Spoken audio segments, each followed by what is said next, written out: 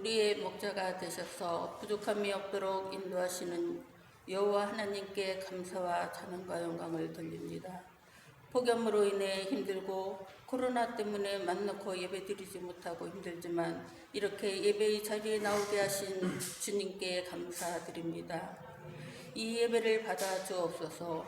코로나가 길어지다 보니 마음이 느슨해지고 영적으로 나태해지기 쉽습니다. 주님, 저희 마음을 붙잡아 주셔서 영적으로 나태하지 않도록 지켜주시옵소서. 하나님만 바라보는 신앙과 믿음이 되게 하여 주옵소서. 백신을 맞고 있지만 변이 바이러스가 다시 확산되어 가고 있습니다. 주님 능력으로 종식시켜 주셔서 자유롭게 생활하고 교회에 나와 기도하면서 교제 나누는 시간이 올 수 있도록 하여 주옵소서. 휴가 중이신 박영근 목사님, 주님 함께 하사 은혜의 시간 보내게 하시고 건강 지켜 주옵소서. 이 시간 전병진 목사님 기억하여 주시고 성령으로 충만하게 하시며 영육간에 강건함을 주셔서 맡겨진 양들을 보살피는데 부족함이 없게 하여 주옵소서. 말씀 전하실 때에 주의 종의 입술에 능력으로 더하여 주옵소서. 듣는 성도들에게 마른 땅에 단비가 내리듯 흠뻑 적게 하시고 진정한 회개와 결단과 치유가 있는 은혜의 시간이 되게 하옵소서. 언제나 구하는 것 이상으로 흔들어 주시는 주님께 감사드리며 주의 사명 감당하는 한 주 되길 소망하며 우리 주 예수 그리스도 이름으로 기도드립니다. 아멘.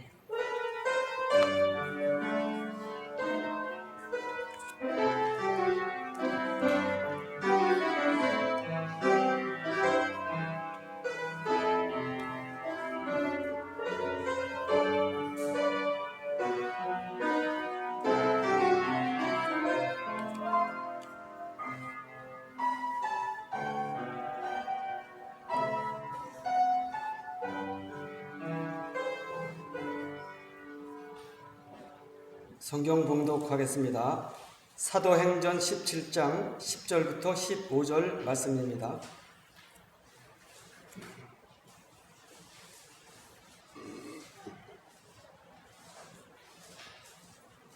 같이 읽으십니다. 밤에 형제들이 곧 바울과 실라를 배려하러 보내니 그들이 이르러 유대인의 회당에 들어가니라. 베레아에 있는 사람들은 데살로니가에 있는 사람들보다 더 너그러워서 간절한 마음으로 말씀을 받고 이것이 그러한가 하여 날마다 성경을 상고함으로 그 중에 믿는 사람이 많고 또 헬라의 귀부인과 남자가 적지 아니하나 데살로니가에 있는 유대인들은 바울의 하나님의 말씀을 베레아에서 전하는 줄 알고 거기 또 가서 무리를 움직여 소동하게 하거늘 형제들이 곧 바울을 보내어 바다까지 가게 하되 실라와 디모데는 아직 거기 머물더라.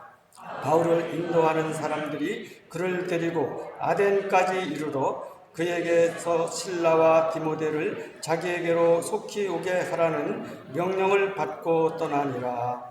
아멘. 오늘 특별 강사님은 전병진 목사님이십니다. 양력을 소개해 드리겠습니다. 전병진 목사님은 총신대학 신학대학원 79회로 졸업을 하셨고 캘리포니아 신학대학원 등 비보리칼 RTS를 졸업하셨으며 화목교회를 개척하셔서 28년을 목회를 하시고 은퇴를 하셨습니다. 인도 선교사를 거쳐서 현재는 말년 목사 전병진 TV 유튜브 방송에서 선교 중에 있습니다. 그 유튜브 방송을 들으니까 많은 유익한 말씀을 예배를 직접 이렇게 하시는 것을 제가 보았습니다. 오늘 베레아인들의 신앙이라는 제목으로 말씀을 전하실 때에 많은 은혜를 받으실 줄로 믿습니다. 나오실 때에 큰 박수로 목사님을 환영하겠습니다.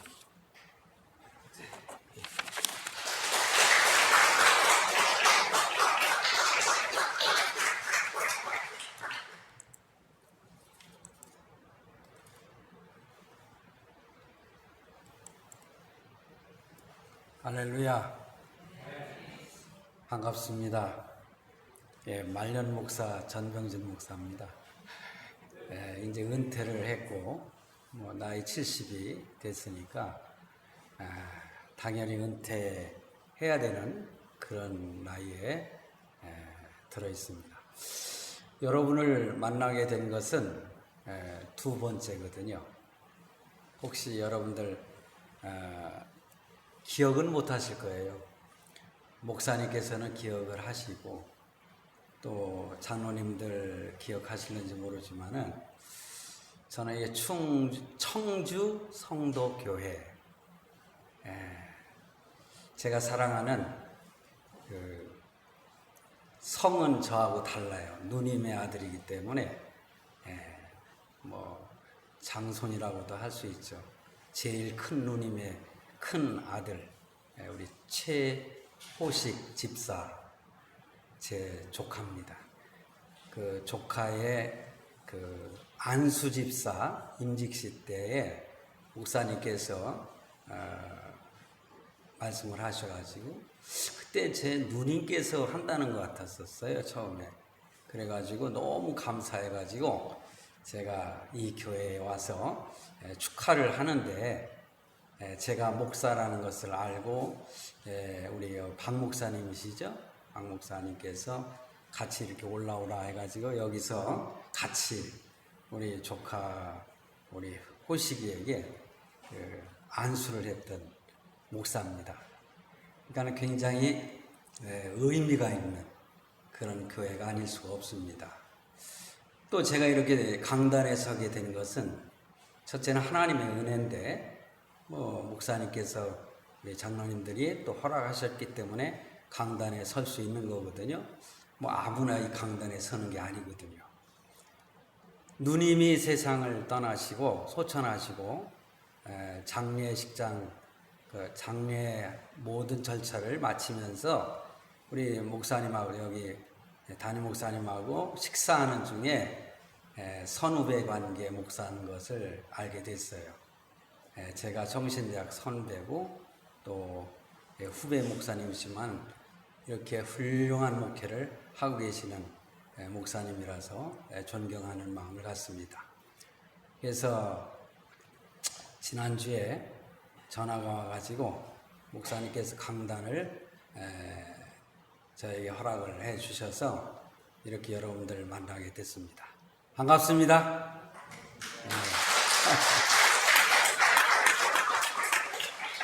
사실 오니까는 여기는 밴드로다가 참석하지 못하신 분들 함께 예배를 라이브로 드린다고 제가 들었거든요.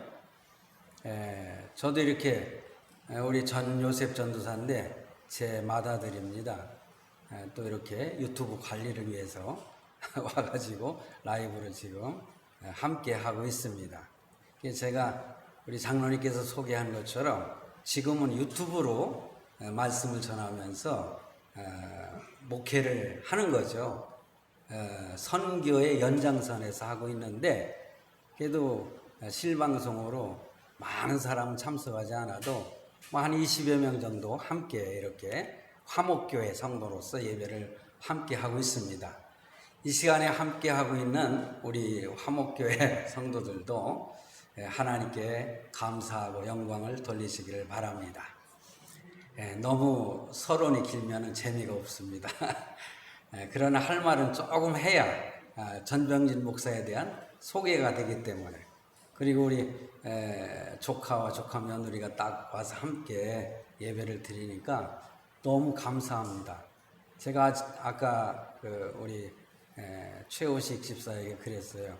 야, 내가 살다 보니까는 네가 섬기는 교회에 와서 내가 예배를 드리고 이게 또 설교할 수 있게 된 것이 너무나 감사하다는 그런 표현을 제가 했거든요.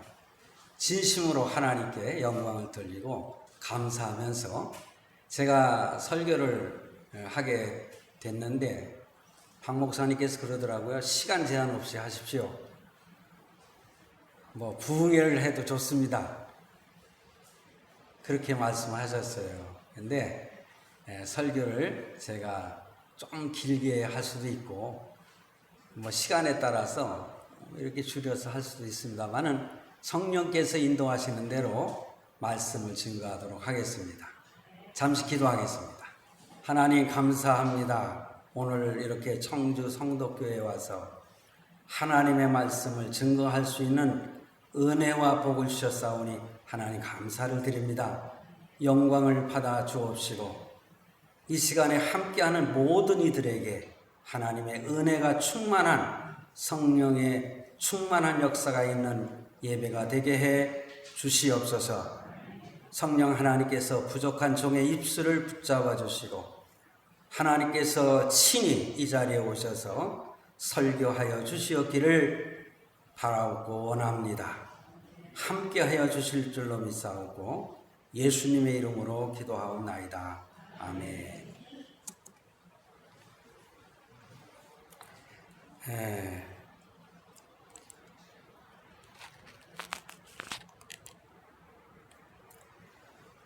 오늘 본문 말씀은 사도행전 17장 10절에서 15절 말씀입니다. 여러분들 함께 읽으셨지만은 제가 좀 확인하는 그런 뜻에서 10절 말씀부터 다시 한번 읽겠습니다. 밤에 형제들이 곧 바울과 실라를 베레아로 보내니 그들이 이르러 유대인의 회당에 들어가니라. 바울과 실라가 이제 유대인의 회당에 들어갔다는 말씀이죠. 11절 보면은 베레아에 있는 사람들은 데살로니가에 있는 사람들보다 더 너그러워서 간절한 마음으로 말씀을 받고 이것이 그러한가 하여 날마다 성경을 상고함으로 그 중에 믿는 사람이 많고 또 헬라의 귀부인과 남자가 적지 아니하나. 13절은 데살로니가에 있는 유대인들은 바울이 하나님의 말씀을 베레아에서도 전하는 줄을 알고 거기도 가서 무리를 움직여 소동하게 하거늘 형제들이 곧 바울을 내보내어 바다까지 가게 하되 실라와 디모데는 아직 거기 머물더라.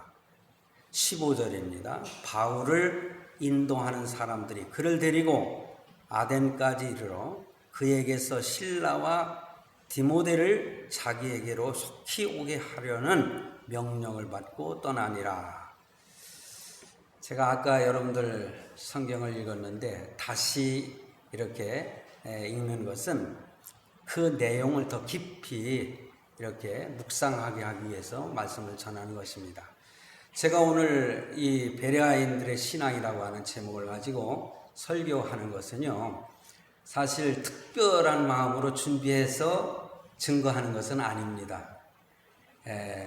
청주 성덕교회에 오니까 이 교회에 맞는 말씀이 무엇일까 해가지고 특별히 준비해서 증거하는 것이 아니고, 제가 여러분들 제 유튜브를 들어가 보시면은 지난 주일날 설교는 바로 이 성경 말씀 그 전에 있었던 데살로니가의 교회가 세워지고 그곳에서 있었던 사건에 대해서 말씀을 증거했습니다.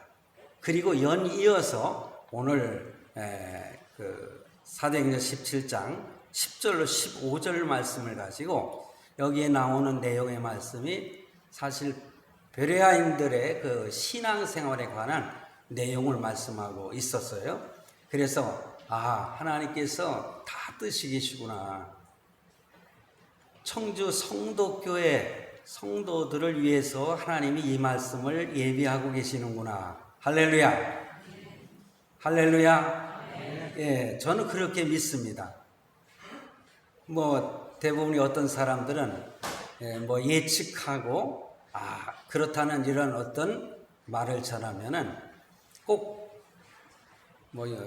무속인들이 생각하는 것처럼 이렇게 뜯어 맞추려고 하는 것처럼 이렇게 이해할 수 있는 사람들이 있는데, 저는 그것을 배격하는 마음에서 하나님께서 이 교회를 위해서 부족한 이 사람을 준비하셨고 여러분들에게 오늘 말씀을 증거하라고 역사하신 줄로 믿습니다.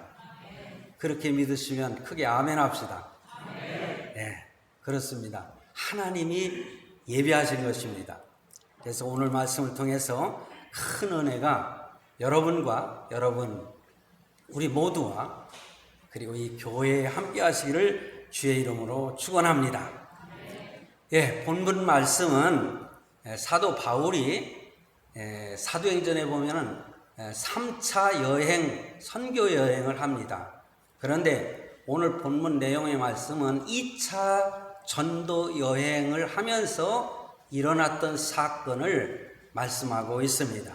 그래서 선교 여행 중에 데살로니가에서 베레아로 그리고 아덴까지 도착하는 그 내용이 사실 쭉 기록되어 있는데 오늘 말씀 중에서 이 베레아 성도들에 대한 내용이 이렇게 중간에 딱 들어가 있거든요. 굉장히 중요하기 때문에 성경을 이렇게 기록한 줄로 생각을 해요. 자, 그런데 선교 여행이라고 하는 것이 그렇게 쉬운 것이 아닙니다. 저도 인도에 가서 잠시 긴 기간은 아니었지만은 선교를 했습니다. 그 선교라고 하는 것이 이렇게 국내에서 성도들이 생각하는 그런 것과는 전혀 다르다는 것을 여러분들은 아셔야 됩니다. 저도 선교지에 가보고 나서 선교사들이 이런 상황 속에서 선교를 하는구나 하면서 선교사들에 대한 인식을 바꾸게 됐습니다. 특별히 사도행전 본문에 나타나고 있는 바울 그리고 실라 이 하나님의 종들이 선교를 하는 그 아시아 7교회를 제가 선교 여행을 한 적이 있습니다. 그때의 그 기온이라든가 그리고 거기서 여기저기 돌아다니는 과정 속에서 버스를 타고 다녔지만은 참 힘들더라고요. 그런데 그 당시에 바울과 실라가 그곳에서 걸어다니면서 복음을 전한다고 하는 거 그리 쉽지 않습니다. 그런데 가는 곳곳마다 두 가지 현상이 나타나죠. 그것은 말씀, 복음을 받아들이고 예수 그리스도를 구주로 영접하는 하나님의 자녀들이 많이 복음 전도가 되고 한편으로는 바울을 이렇게 시기 질투해가지고 유대인들이 이리저리 쫓아다니면서 괴롭히고 때로는 붙잡아서 두들겨 패고 감옥에 집어넣고 하는 그러한 사건들이 많이 일어나고 있었다는 사실이에요. 그런 측면에서 오늘 이 세상을 살아가는 이 지금 상황을 우리가 생각해 본다면은 여러분들 지금 마스크를 다 쓰고 계시지 않습니까? 저는 이제 설교를 하느라고 벗었지만은 참 어찌 보면은 이 상황이 도대체 왜 우리에게 닥치고 있는가? 그런데 감사하게도요, 지금 요 대전에서는요, 여기서 얼마 떨어지지 않고 있는 대전에서는 지금 유튜브로 해가지고 아니면 밴드로 해가지고 라이브 이렇게 생방송으로 하면서 교회에 나오지 않는 게 아니죠. 교회에 나오지 못하고 예배를 드리는 그런 성도들이 많이 있지 않습니까? 그런데 대전에서는 오늘 주일부터 모든 성도들을 다 교회로 이렇게 참석하도록 해가지고 마스크를 벗고 글쎄 그것까지는 제가 모르겠어요. 그러니까 처음으로 시도를 하는 거예요. 그러니까 그 대면 예배를 드린다는 거죠. 사실 비대면이라고 하는 단어가 익숙하지 않지 않습니까? 이것은 우리 예수 믿는 사람들이 만들어낸 용어가 아닙니다. 비대면, 어쩔 수 없는 상황에서 때로는 유튜브에서 비대면으로 이렇게 예배를 드리는 경우 그것까지 저는 아니라고 이렇게 말씀드릴 수는 없어요. 왜냐? 또 제가 그것을 하고 있기 때문에 옹호하는 것은 결코 아닙니다. 제가 그 유튜브 하면서 이런 예배에 대해서 한번 설교를 한 내용이 제 유튜브에 있거든요. 왜냐하면 선교지에 가봤더니 정말 그 상황 속에서는 이렇게 예배를 드려도 하나님께서 받으신다고 하는 그런 확신이 들더라고요. 그래서 저도 우리 예수 믿는 사람들이 말하는 그 만들어낸 용어가 아닌 비대면으로 예배를 드리지만은 어찌됐든 용기를 내서 정부 정책에 도전하면서 예배를 드리겠다고 하는 선언을 했고, 저는 그렇게 지금 하고 있을 거라고 저는 생각을 해요. 한 가지 중요한 것은요, 여러분들 세상을 살다 보면은 사회에 법이 있지 않습니까?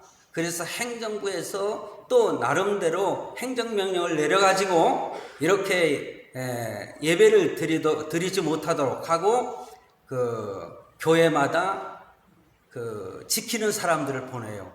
꼭 그것이 제가 그 신학교 다닐 때 어렸을 때 그 박정희 대통령 시절에 교회에 꼭 어떻게 보면 교회 입장에서 보면 프락치라고 할 수 있죠. 그런 사람들, 경찰들을 한두 명 보내가지고 설교 내용을 녹음하고 하는 그때가 있었습니다. 그런데 요즘에는 어떤 말씀에 대한 그런 비평을 하기 위해서 녹음한다거나 그건 아닐 거예요. 그렇지만은 자기네들이 행정명령 내린 2단계, 3단계, 4단계 이렇게 해가지고 예배를 그렇게 드리고 있는가 이것을 확인하면서 그것을 어기게 되면은 신고를 하고 거기에다 벌금을 내고 그러지 않습니까? 그러나 우리 믿는 성도들은 분명히 알아야 될 것은 사회법과 성경의 법이 만약에 문제가 발생했다면은 우리 믿는 성도들은 무엇을 따라야 되겠습니까? 하나님의 법을 따라야 되는 것입니다. 참으로 저를 포함해서 많은 우리 한국 교회의 목사님들이 참 때론 용기가 없어요. 그래서 그렇다고 해서 꼭 따르는 것은 아니지만은 그래도 사회법을 인정하면서 따라가는 것도 원칙이지만은 그러나 만약에 예배를 제재하고 드리지 못하게 하고 교회를 핍박하고 하는 이러한 일이 벌어진다면은 결코 저는 그런 것들을 용납해서는 안 된다. 저는 그렇게 생각을 하면서 참으로 지금 벌어지고 있는 이 팬데믹 사건, 코로나19라고 하는 저 중국에서부터 시작된 바이러스가 전 세계를 강타하고 있지 않습니까? 이러한 상황이 도대체 무엇인가?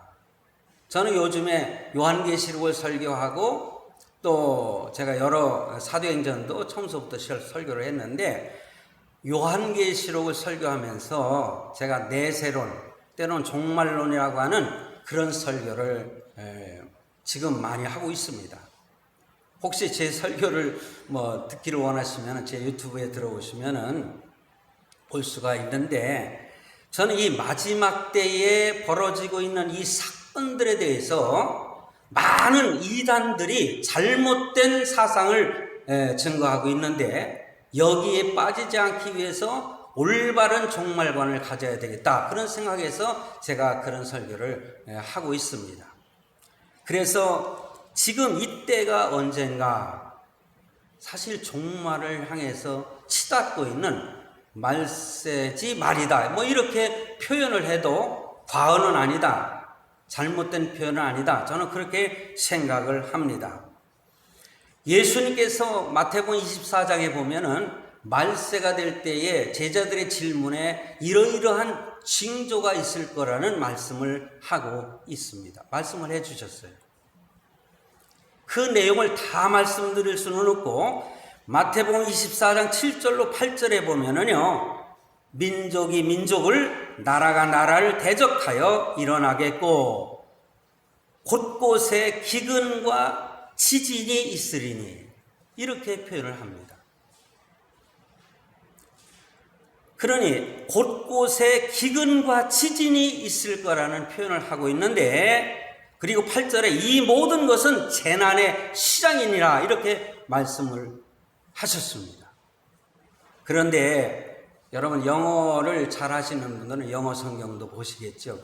킹 제임스 버전에 보면은 바로 24장 7절에 보면은 우리 한글 성경과 조금 성경과 달라요. 한 가지 더 포함이 되어 있습니다. 그것은 뭐냐? 기근과 그 다음에 페스트런스라고 하는 단어 하나가 더 들어갑니다. 그리고 나서 지진이라고 하는 표현을 쓰고 있는데, 이 페스티런스라고 하는 이 단어는 찾아보니까는 치명적인 전염병, 그 다음에 역병, 악성 유행병, 이렇게 우리 한글로 번역이 됩니다. 그거 보면은 마태복음 24장 7절 말씀을 번역을 할 때에 이 한 가지 단어를 빼먹었다는 거죠. 그러니 이 단어는 전염병이고 역병이고 유행병이라고 했는데, 바로 오늘 우리가 팬데믹을 맞고 있는 이 유행병 아닙니까? 바이러스? 이러한 것들이 말세에 일어날 사건이라는 말씀을 예수님께서 직접 하신 것입니다. 성경에 보면은 하나님께서 사람들이 범죄했을 때, 유대인들이 범죄했을 때에 여러 가지 재난을 내리셨잖아요. 그 가운데에 바로 이 역병에 대해서, 이 바이러스에 대해서, 유행병에 대해서 사실 말씀을 많이 하고 그걸로 치셨습니다. 그걸 보면은 저는 그런 생각을 해요. 왜 이 역병, 이 바이러스는 전 세계를 강타하고 있는가? 여기에는 하나님의 분명한 뜻이 있다. 그것은 하나님 앞에 정신 차리고 바른 신앙생활 하라는 그런 의도가 있기 때문에 하나님이 다 허락하셨고 역사하신 것이다. 저는 그렇게 하나님의 섭리를 믿습니다. 왜냐, 하나님의 섭리라고 하는 것은 하나님이 창조하신 이 자연 속에 직접 찾아오셔서 다스리시고 또 보완을 해주시고 하는, 그리고 직접으로 다스리는 것이죠. 그 섭리가 오늘날도 지속되고 있다는 것을 저는 믿습니다. 여러분들도 믿으십니까? 그러니 이 모든 사건들이 우연히 되어지는 사건이 아니라 하나님의 뜻이요, 하나님의 섭리라고 하는 것을 분명히 알 때에 내 자신을 다시 돌아보게 되고 내가 하나님 앞에 어떻게 신앙생활을 할 것인가를 다시 한번 점검해보는 그런 자신을 발견하게 될 수 있다는 것이죠. 역대상 21장 1절로 30절 말씀에 보면은요, 다윗이 인구조사를 합니다. 여러분, 하나님은 유대인들이 인구조사하는 것에 대해서 원치 않으셨어요. 역대상 21장 1절로 30절 내용을 다 소개할 수는 없습니다. 그런데 1절 말씀에 보면 이런 말씀이, 사탄이 일어나 이스라엘을 대적하고 다윗을 이렇게 충동하여 이스라엘을 계수하게 하였다, 이렇게 기록하고 있어요. 그 보면은 다윗이 인구조사를 하는 것이 스스로 생각해내서 하는 것이 아니라, 여기 보니까는 스스로도 생각을 할 수도 있어요. 왜냐? 인구가 많아야 전투병을 많이 이렇게 입대시킬 수 있지 않겠습니까? 싸울 수 있는 병사가 많아져야 되지 않겠어요? 적들과 싸우려면. 그런 의도가 있기 때문에 또 다른 의미도 있겠죠. 그렇지만은 그 내용 말씀에 보면은 사탄이 일어나 이스라엘을 대적하고 다윗을 충동하여 이렇게 인구조사를 하게 하셨다, 이렇게 분명히 말씀하고 있습니다. 그래서 선지자는 사실 막았어요.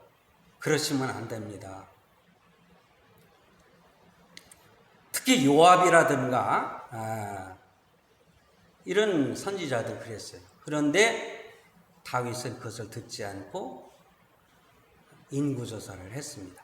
그럴 때 하나님께서 그에게 무서운 벌을 내리시지 않습니까? 그때에 세 가지를 선택하라고 그랬어요. 하나님께서는 그래도 너무 자비하시기 때문에 그를 용서하시면서 너는 세 가지 내 제안하는 그 명령을 한 가지를 선택을 해서 네가 지키도록 해라. 그러면 용서하겠다. 그것이 첫째는 3년 동안 기근을 주겠다는 거예요. 두 번째는 석 달을 다른 적에게 패하여 가지고 적군에게 쫓겨다니는 그러한 벌을 내리겠다. 세 번째는 여호와의 칼, 그게 뭐냐면 전염병이 3일 동안 유행하게 될 것이다. 너는 어떤 것을 선택을 하겠느냐 했을 때에 3일 동안 겪는 것이 좋지 않겠습니까? 그래가지고 세 번째 여호와의 칼을 선택하게 됩니다. 그래서 이렇게 다윗이 말하기를 내가 여호와의 손에 빠지고 사람의 손에 빠지지 않기를 원하나이다. 내가 사람에게 이렇게 빠져가지고 잘못해가지고 이런 범죄를 했는데 그러면서 전염병이 내려서 우리를 치시는 것을 선택하겠습니다. 이렇게 고백을 했어요. 선택을 한 겁니다. 그랬을 때에 3일 동안 전염병이 퍼집니다. 그때의 죽은 자가 7만 명이라고 그랬어요. 그 당시에 7만 명은 엄청난 숫자가 아닐 수가 없습니다. 그런데 지금 팬데믹으로 인해서 코로나19로 인해서 지금 거의 1년 반 이상 우리가 이런 어려움, 고통을 당하고 있지 않습니까? 저는요, 하나님께서 때가 되시면은 분명히 이 모든 것들을 제거해 주실 줄로 믿습니다. 그러면 우리는 이 어려움을 겪으면서 기도해야 됩니다. 하나님께서 할 수만 있으면 빠른 시일 내에 이러한 재앙에서 우리를 벗어나게 해 주옵소서. 그런데요, 마지막 때에는 하도 죄악이 관영하기 때문에 하나님께서 언제까지 이러한 상황을 유지하도록 하실런지 저도 모르겠어요. 어찌됐든 바로 이렇게 전염병을 통해서 하나님께서 치시는 여호와의 칼이라고 분명히 말씀하고 있어요. 지금 여호와의 칼이 우리를 향하고 있는 것입니다. 우리는 이것에서 벗어나기 위해서 인내하고 참고 견뎌야 되는 거예요. 뭐 영국에서는 독감처럼 모든 것을 이제 수용을 하고 다 벗어 던지고 이제 모든 정상적인 생활을 하겠다고 이렇게 선언을 하고 있지 않습니까? 근데 많은 학자들이요 말을 합니다. 사실 이렇게 무슨 변이 된다고 하지 않습니까? 저는 전문가가 아니기 때문에 그냥 참고만 하십시오. 알파, 베타, 감마, 델타 여러 가지 그 변이가 일어나고 있는데 변이가 일어나면 일어날수록 이 변이된 전염병은 빠르게 확산이 되지만은 치명적인 일은 자꾸자꾸 퍼센트가 줄어든다. 그래서 독감처럼 예방주사를 맞으면서 견뎌내는 그런 과정 속으로 들어갈 것이다. 그렇게 이야기를 합니다. 저는 그렇다고도 생각을 해요. 저도 나이가 들면서부터 겨울 들어서기 전에 정부에서 65세 이상 넘으면은 공짜로 독감 주사를 맞춰주더라고요. 지난해에도 전 맞았어요. 근데 독감은 안 걸리고 감기는 이따금 걸리긴 합니다. 코로나19도 그렇게 될 줄로 믿습니다. 완전하게 100% 사라질 수는 없는 것이라는 거죠. 그런데 이렇게 특별히 이 코로나 팬데믹 상황으로 이렇게 맞이하게 됐는데 이러한 때에 여러분 보세요.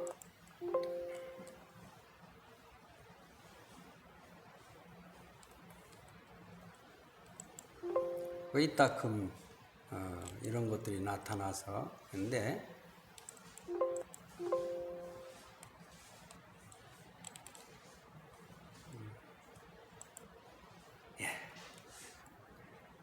이 팬데믹 상황으로 인해서 우리가 예배를 드리는 데 있어서 제한을 받지 않습니까?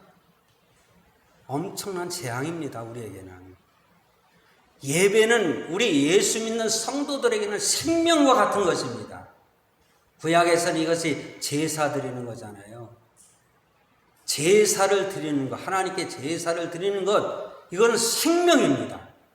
오늘 우리가 제사 드리는 것과 같은 이 예배는 나의 생명과 같은 것이잖아요. 오늘 아침에 제 총신 우리 졸업생들, 우리 동기들이 함께 단톡을 만들어서 늘 그 상황을 올리고 있거든요. 근데 어떤 친구가 오늘 영상을 하나 보냈더라고요.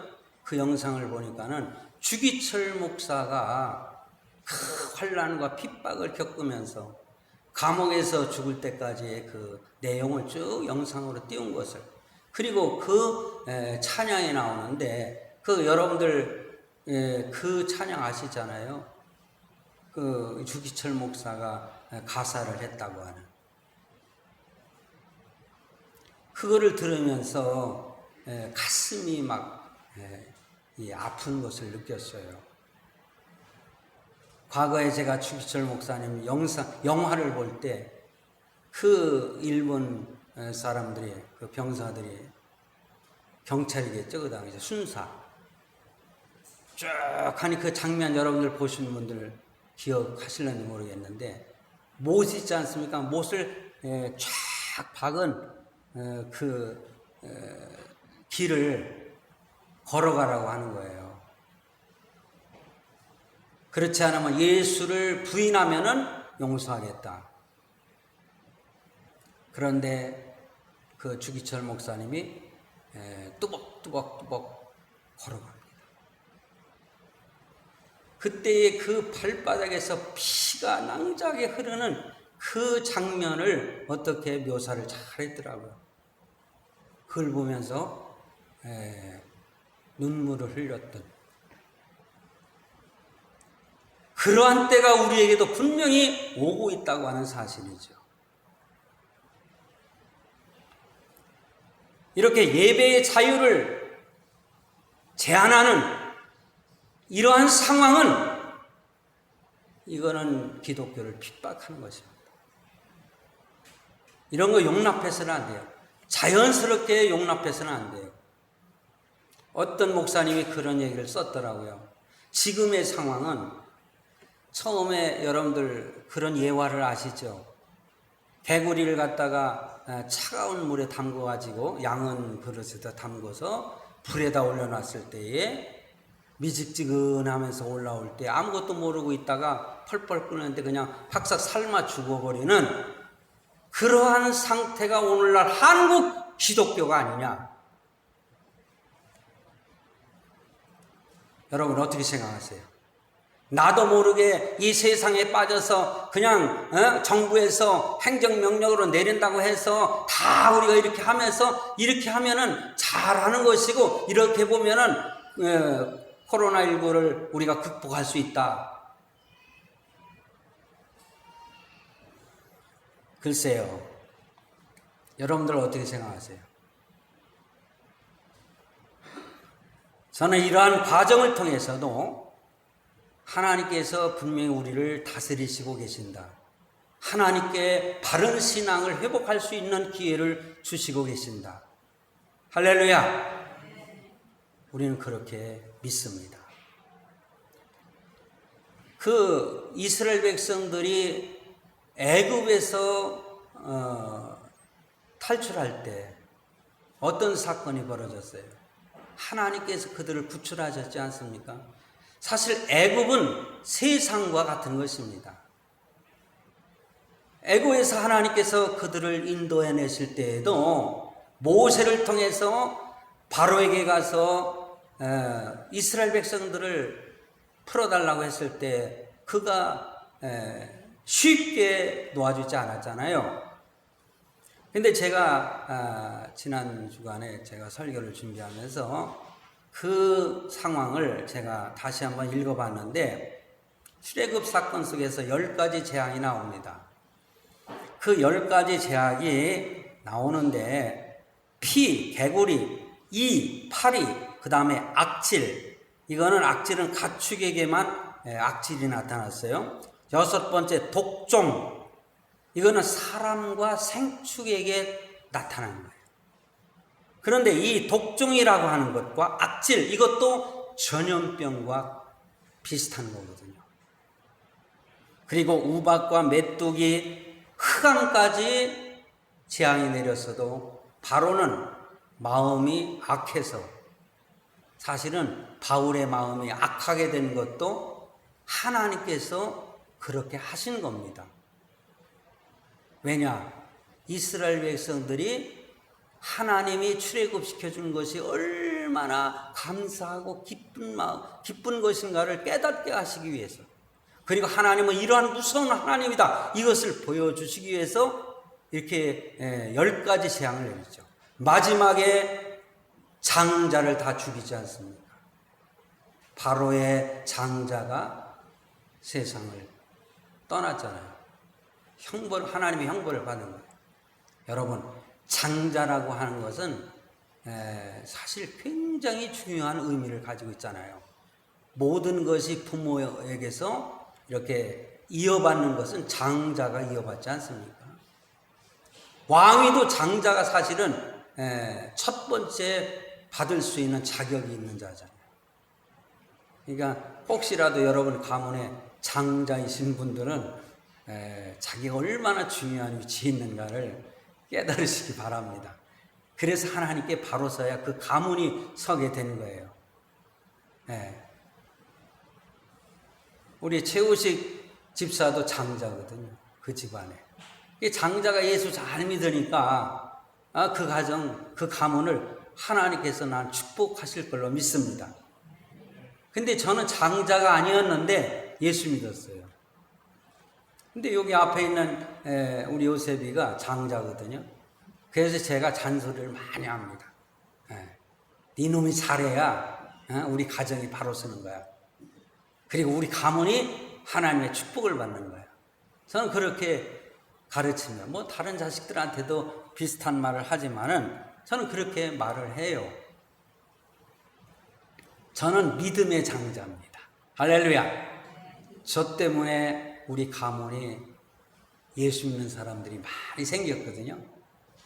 우리 최우식 집사도요, 나하고 처음 교회 나갈 때 나하고 둘이 동창입니다.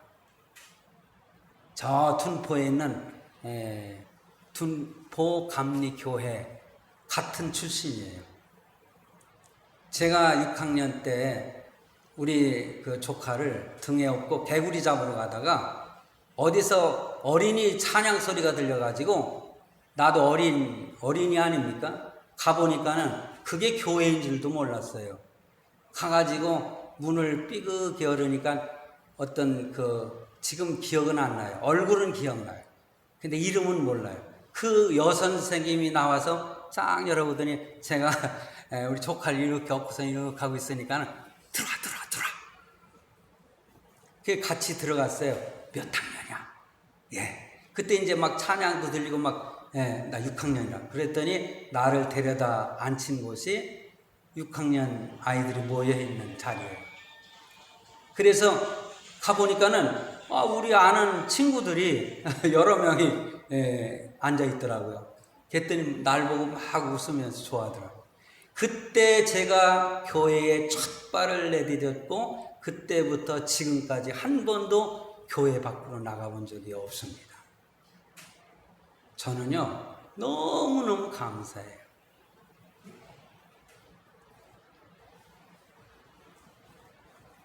우리 누님이 그때 얼마나 교회 못 가게 했는지 몰라요. 그래서 우리 조카한테 아까 차 한잔 주길래 커피 한잔 마시면서 너 그때 유년주일학교 그때 안 다녔지? 아니, 다녔다는 거예요. 그래? 어떻게 누님이 그걸 허락을 하셨네? 이 동생 놈은 너 때문에 그렇게 교회를 못 나가게 하시던 분이 자식들한테는 인정을 하셨는지 그래가지고 참 이렇게 안수 집사까지 돼가지고 말이에요. 얼마나 감사합니까? 저는 그래서 그런 면에서 저는 장자라고 생각을 해요. 믿음의 장자. 믿음의 조상 아브라함처럼 우리 가문에.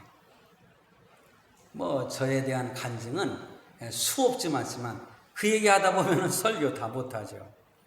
그래서 이렇게 10가지 재앙을 내리는 가운데에 이런 악질 같은 것을 참 그 유대인들에게는 아니었죠. 애굽 사람들에게 내리지 않았습니다.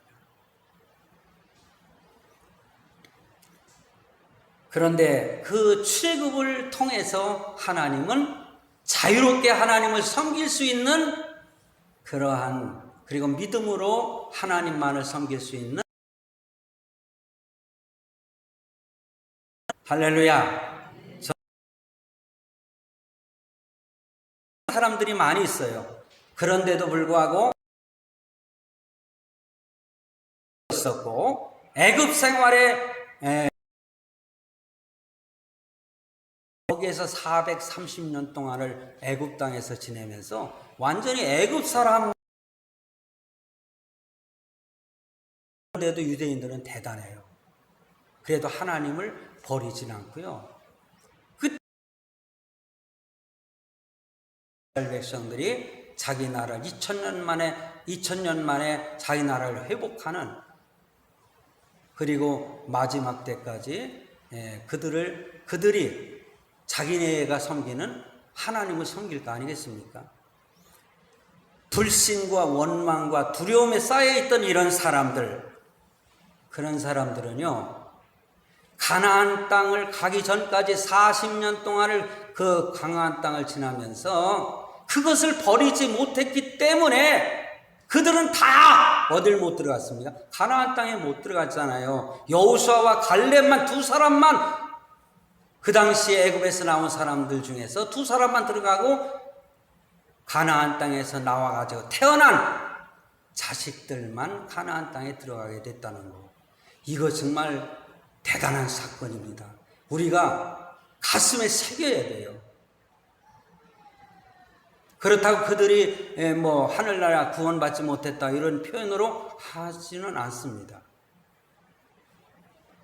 하나님의 저주는, 하나님의 심판은 때로는 우리 생활 속에서 겪을 수 있는 것입니다. 그러니 우리가 믿음 생활 잘하라고 말씀드리는 거예요. 오늘 사실 베레아 사람들의 신앙인데 그 핵심 내용이 저는 이 말씀으로부터 시작이 될 겁니다. 그러므로 오늘 우리가 살고 있는 이 세상의 모습이 종말론적인 눈으로 볼 때에 주님 오실 날이 가까이 오고 있지 않는가? 그러면 우리는 어떻게 신앙생활을 해야 될 것인가? 그 기본적인 내용이 이 베레아 사람들의 신앙 속에서 찾아볼 수가 있기 때문에 오늘 청주 성도교회 모든 분들과 저 자신과 이 유튜브를 함께 라이브로 보는 우리 자녀들도, 대구에 있는 자녀들도 이 유튜브를 보거든요. 우리 자녀들도 다 보고 있어요.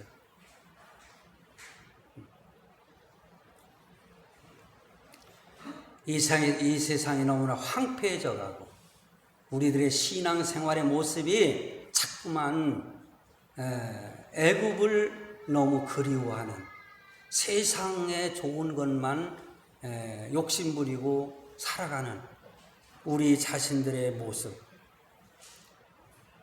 참으로 가슴 아픈 일이에요. 저는요, 요 몇 주간 전부터요, 가슴이 많이 아픈 부분이 있어요. 가슴 앓이를 조금 하고 있습니다. 왜 그런지 아십니까? 요즘에 신천지라고 하는 이단이 득실득거리고 있지 않습니까? 근데 몇 달 전에 같은 노회의 동료 목사가 저한테, 이미 그 친구는 은퇴를 했는데 전화를 해가지고요, 나를 꼬시는 거예요. 아, 전 목사님, 제가요, 그 성경 공부를 했는데 우리들이 생각한 거하고는 전혀 달라요. 한번 그 성경 공부 한번 해보시지 않겠습니까? 그래, 내가 어디 가서 그 성경 공부를 합니까? 그랬더니 신천지를 소개해 주겠다는 거예요. 전주영진 목사를 정말 우습게 봐도 참, 이 정도로 우습게 봤는가. 사실 그렇다고 해서 껄껄 웃지는 못하고 속으로 웃었다는 거죠. 그래서 목사님, 그래요? 그럼 내가 한번 그냥 생각해 보겠습니다. 그렇게 하고 전화를 끊고서는요, 그냥 제 성격은 확 불어버리는 성격이거든요. 누가 뭘 잘못하고 있으면. 그래서 저희 노회에서는 제가 앞에 나가서 이렇게 발언을 할 때는요, 조용합니다. 아, 저 목사님이 지금 무슨 말을 할 건가. 근데 뭐 자랑할 만한 것은 아니지만은 전 성격이 좀 곧거든요. 아닌 건 아니야. 요즘에 드라마에 아닌 건 아니야. 웃으시는 분들은 지금 어떤 드라마인지 아시겠는데, 그게 아닌 건 아닌 거예요.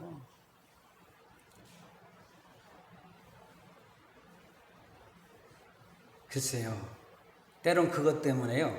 저를 갖다가 굉장히 대적하는, 정치적으로 저를 갖다가 이렇게 흔들려고 하는 사람들 많이 있더라고요. 근데 아닌 건 아니지 않습니까?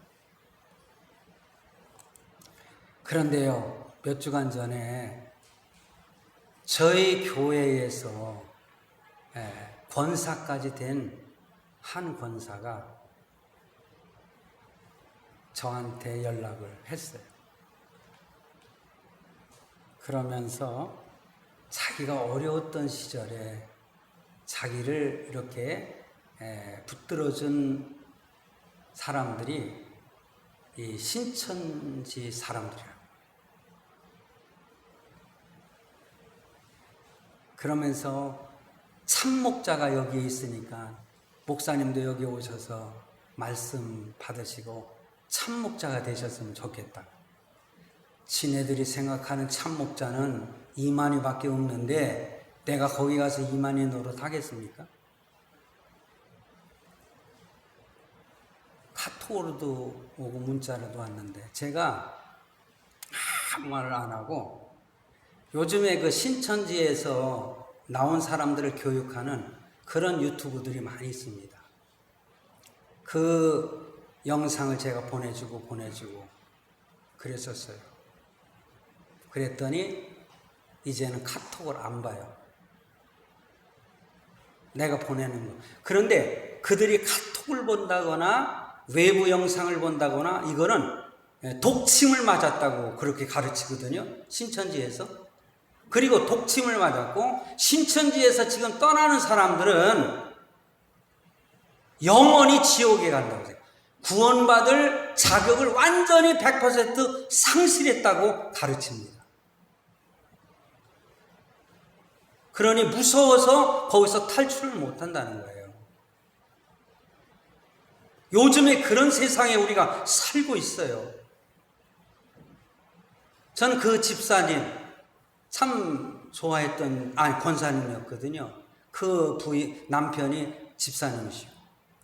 근데 그분이 하던 사업 때문에 망해가지고 그 남편이 한 8년 동안 감옥에 저 광주에 있는 교도소에 가서 생활하다가 3년 전에 나왔어요. 그런데 자기 남편까지 그곳을 끌고 들어갔더라고요. 그리고 11년 동안을 거기 있었다는 거예요. 깜짝 놀랐어요. 그러니까 나를 속이고 다녔던 거예요.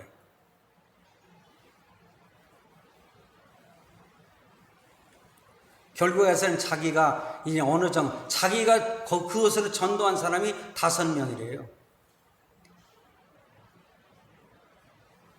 거기다 이제 목사 하나 전도 한 번 더 하면 대단한 칭송을 받겠죠. 여러분, 이런 때에 우리가 신앙생활하고 있는 거예요. 그러므로 오늘 말씀을 드리는 거 어찌 보면은 설교 시간이 꽤 좀 길어지지만은요. 저는 그대로 좀 더 진행을 할 겁니다. 왜냐? 지금 핵심을 다 말씀을 못 드렸거든요. 저는 성령께서 저를 인도하신다고 저는 믿습니다. 할렐루야. 그리고 목사님께서 저거 부흥회 하려면 하라고 그랬어요. 네. 그렇다고 계속 오래 하면은 뭐 좀 실증이 날 수도 있겠지만 말씀에 빠지시는 분들은 오히려 더 해주십시오. 제 심정이 그런지 모르겠습니다만은 그러리라고 믿습니다. 아멘 소리가 안 나오는 거예요. 그냥 빨리 끝내라. 그러면 제가 본문 내용을 간단하게 말씀을 드리고 마치겠습니다. 여러분 오늘 아침에 제가 누굽니까? 주기철 목사님 얘기했지 않습니까? 36년간 나라를 빼앗기고 감옥에서 고문을 당하고 그것도 굴하지 않고 순교했던 그분들, 우리의 믿음의 선배들, 이런 분들을 우리가 생각하면서 사도행전을 쭉 읽다 보면 사도 바울이 이러한 과정을 철저하게 경험하고 있는 것, 그러니 그 사도들의 본을 받아서 일제 36년 동안 우리의 믿음의 선배들이 그 어려움 속에서도 신앙을 지키지 않았습니까? 사도행전 보면은 사울 청년, 유대교에 뜨거운 열정을 가졌던 사울 청년이 다메섹 도상에서 예수님을 만나게 되고 개종을 하게 되고 그가 예수님께 3년 6개월 동안 훈련받고 나서 사도로서 이방인의 사도로서 복음을 전하다가 오늘 참 본문 말씀 속에서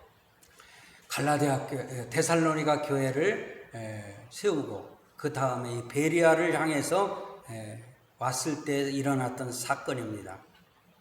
사도 바울이 빌립보서 3장 7절로 8절에 보면은 그리스도를 위하여 내게 유익하던 것을 다 해로 여긴다고 하면서 바로 배설물로 여긴다 이런 표현을 하면서 생명까지도 아끼지 아니하고 복음을 전했던 거 아니겠습니까? 그래서 베레아까지 찾아와서 참 충동질 해가지고 유대인들이 그를 핍박하고 그럴 때에 복음을 그래도 끝까지 전하는 모습 속에 본문을 통해서 고난과 어려움의 와중에서도 이 바울은 베레아 사람들로 인해서 큰 위로를 받는 것을 보게 됩니다. 그들이 신실하고 진지하며 간절한 마음으로 말씀을 받았다 그렇게 표현합니다. 큰 위로와 기쁨을 얻지 않았을까 그렇게 생각을 합니다. 그렇습니다. 바울은 자신이 존재하는 의미를 복음 전파에 두었다는 거죠.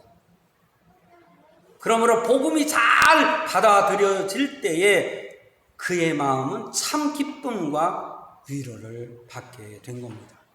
그런 측면에서 여러분 목회자의 기쁨이 뭐라고 생각을 합니까? 선교사의 기쁨이 뭐라고 생각하십니까? 저는 목회자의 생활을 지금도 목회자이지만은 제가 개척을 해서 28년 동안 교회를 예배당을 세우고 많은 성도들을 말씀으로 가르치고 세웠지만은요, 그 가운데에서 그 몇 주 전에 그러한 그 권사님이 그 무리에 빠져가지고 지금 헤어나지 못하고 이런 상황 속에 있는 것을 보니 너무너무 가슴이 아팠어요. 지금도 아파요. 목회자의 기쁨은 내가 전도하고 내가 가르치고 세운 하나님의 종들과 하나님의 모든 자녀들이 믿음 생활 잘하고 하나님 앞에 바로 서 있는 그러한 모습을 볼 때에 큰 위로와 기쁨을 갖게 되는 것입니다. 저는 이 교회를 담임하고 계신 박 목사님,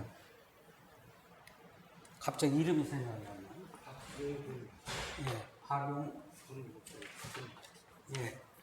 제가 주보도 갖고 나왔어야 되는데 박용곤 목사님. 저는 이 목사님께서 이 교회를 이렇게 목회하시면서 참 기쁨이 뭘까? 그는 이 성도교회 성도님들의 믿음이 든든히 성하고, 여기 보니까 성경 공부도 많이 하고 있더구만요. 예전에 우리 조카한테 물어보니까는 자기도 성경 공부를, 우리 조카 며느리도 뭐 성경 공부를 했다는 얘기를 들을 때 잘한다. 제가 그렇게 칭찬을 해준 적이 지금 제 기억이 나는데, 하나님과 바른 관계를 갖고 신앙생활을 열심히 하고 신앙이 쑥쑥 자라는 것을 볼 때에 이 교회의 목사님, 목회자는 참 기쁨과 어떤 면에서는 환희를 느낄 수가 있는 것입니다. 선교사들, 전도자들 많이 세웠지 않겠습니까? 그래서 불신 영혼이 하나님께 돌아올 때에 그 기쁨이 말로 형용할 수 없는 것처럼 목회의 목적이 바로 여기에 있는 것이다. 그래서 베레아인들의 신앙이 어떠했는가? 첫째는요, 신사적이었다. 성도들이 신사적이었다. 11절 말씀에 보면은 베레아 사람들은 데살로니가에 있는 사람보다 더 신사적이어서 이렇게 표현을 합니다. 더 신사적이었다. 그래서 이 더 신사적이라고 하는 것은 헬라어로 유네게스라고 하는 단어를 사용했습니다. 그것은 가문이 좋은, 출신이 좋은, 그리고 고상한 이런 말씀으로 해석이 됩니다. 유니게스. 그런데 본문의 말씀의 뜻은 편견 없이 객관적인 자세를 가진 고상하고 깨끗한 마음이다. 이렇게 성경학자들은 해석을 합니다. 그리고 이 언어로다가 표현할 때도요. 그래서 성도 여러분, 성도교회 성도 여러분, 더 신사적이신 성도님인 줄로 믿습니다. 아멘. 그래서 무조건 자신과 맞지 아니하면은 거부하고 부정적이고 고집이 센 사람들, 그런 사람들이 아니라는 뜻이 더 신사적이다라는 말씀의 의미가 있는 것입니다. 그래서 신사적인 사람들은 양보를 잘합니다. 믿습니까? 긍휼한 마음으로 용서하고 포용할 줄 아는 것. 질서를 잘 지키고 윗사람에게 정중한 사람들. 뿐만 아니라 행동이 거칠지 않고 언어도 점잖게 쓰는. 때로는 저도 이렇게 언어를 나오면 점잖게 쓰는데 우리 집에서는 우리 아들과 장난 잘하거든요. 때로는 이 새끼가 그냥 저 새끼가 하면서 쌍소리도 하고 이놈 저놈하고 우리 딸한테도 야 이년아! 우리 딸이 지금 42살이거든요. 근데 이년아 저년아 나중에 야 내가 이렇게 욕하면 너 기분 안 나쁘냐? 아니요 아빠가 그런 표현 안 하면 무서워요. 오히려 그런 말 할 때 편안하대요. 왜냐하면 잘못하면은 말이 점잖아지거든요.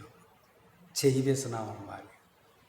그런데 여기서 점잖은 것은 말하는 표현 그것 가지고는 안 돼. 그냥 우리의 삶 속에 그가 가지고 있는 모든 가치관, 할렐루야, 모든 생각들 이런 것들이 신사적인 사람이 되어야 된다.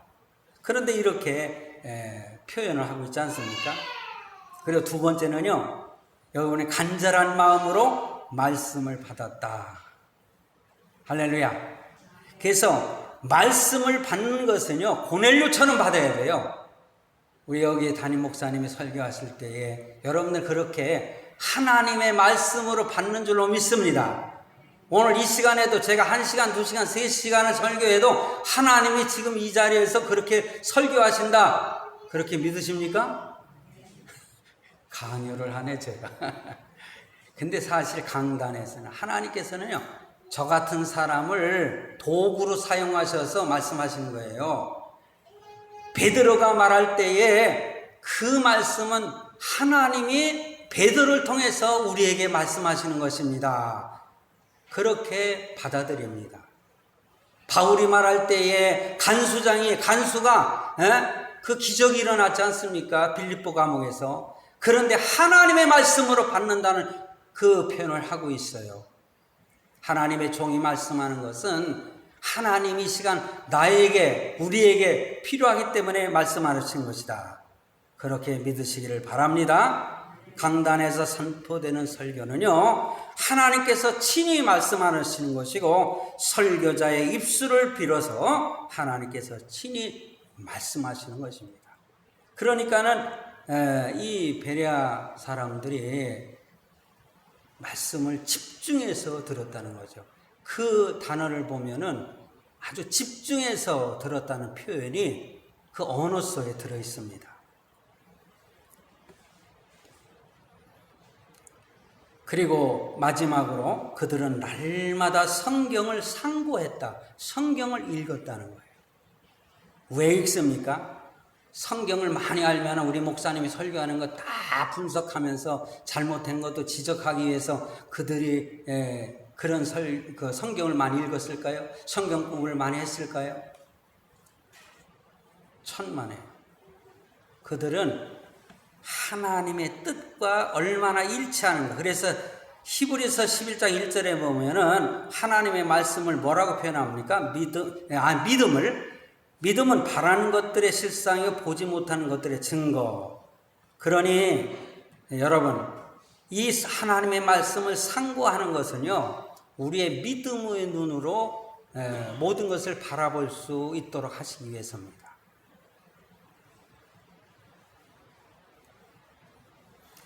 기독교의 신앙은 허공을 치거나 바람을 잡는 것이 아니라는 것입니다. 무조건 믿습니다 한다고 믿는 게 아니지요. 그러니 믿음 바라는 것들의 실상, 우리의 믿음이 믿는 대로 되어질 줄로 믿습니다. 그래서 간절한 마음으로 말씀을 그들은 받았는데 그러한가 하여 날마다 성경을 상고했다. 이것이 그러한가, 이 말은 뭐냐? 상고한다는 것은요, 자세하게 골라내다, 채를 쳐서 가려내다, 탐색하다, 조사하다, 그런 의미가 있는데 뭐 따지거나 비판하기 위해서 상고하는 것은 아니라는 것을 우리는 성경을 통해서 깨닫으시길 바랍니다. 믿음의 뿌리는요, 하나님의 말씀이 들어갈 때 견고해지는 것입니다. 그래서 하나님의 말씀이 어떤 말씀입니까? 히브리서 4장 12절에 하나님의 말씀은 살았고 운동력이 있어 좌우의 날선 어떤 것보다도 예리하여 혼과 영과 및 관절과 골수를 찔러 쪼개기까지 하며 또 마음의 생각과 뜻을 감찰하느니라. 그러므로 우리는 하나님의 말씀을 늘 상고하고 말씀을 잘 듣고 배우고 믿음이 쑥쑥 자라는 성도들이 돼서 베레아 교회 성도들을 향해서 참 더 신사적이라고 하는 그러한 칭찬을 받은 것처럼 오늘 이 자리에 함께 하신 이 말씀을 듣는 모든 성도들이 다 신사적인 그런 하나님의 칭찬을 받아서 많은 좋은 열매 거두심으로 하나님께 큰 영광을 돌리시기를 주님의 이름으로 축원합니다. 축원합니다. 기도하겠습니다. 하나님 감사합니다. 오늘 주께서 친히 말씀하신 줄로 믿습니다. 오늘 받은 말씀을 내 삶 속에서 실천함으로 하나님께 영광을 돌리며 이 험난한 마지막 때에 어떠한 이단 사상에도 넘어가지 않고 유혹되지 않고 믿음을 든든히 지켜가는 우리 모든 성도들 되게 해 주옵소서. 예수님의 이름으로 기도하옵나이다. 아멘.